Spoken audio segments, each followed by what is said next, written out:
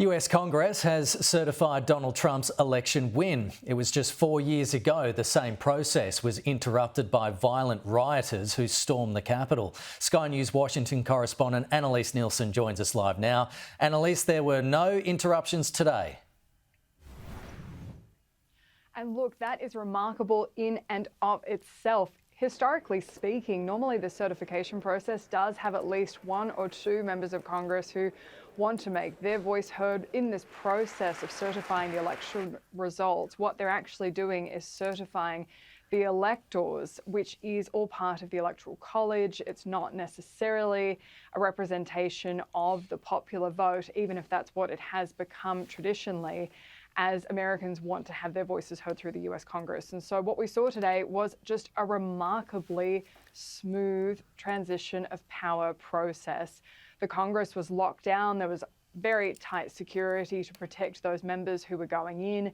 There's fencing all around the Capitol, not least because they're concerned about protests. And then on top of that, we've also had an unseasonable snow dump in Washington, D.C. So this really was a secure, smooth process.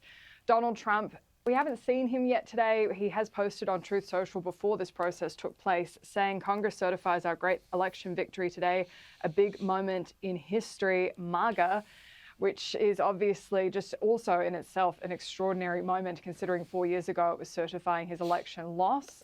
For him to come back now with the popular support of the American people heading into his inauguration in just over 2 weeks is one of the great comeback stories in US history.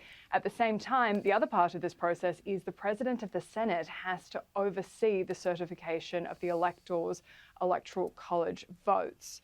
In that job was up to Kamala Harris. She's not the first person who's had to certify their own election loss in US history, but it was something people were talking about. Was she going to do it? She put out this video statement through US network NBC earlier in the day to confirm exactly why she was taking part in this process. Today at the United States Capitol, I will perform my constitutional duty as Vice President of the United States to certify the results of the 2024 election. This duty is a sacred obligation, one I will uphold, guided by love of country, loyalty to our Constitution, and my unwavering faith in the American people.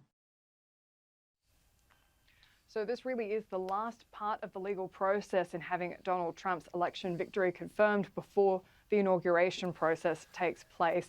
There is heightened security also in the lead up to Jimmy Carter's funeral, which will be taking place in the meantime. There's extra security on standby, and everyone's very prepared to make sure this is as smooth a transition as possible. Annalise Nielsen, thank you.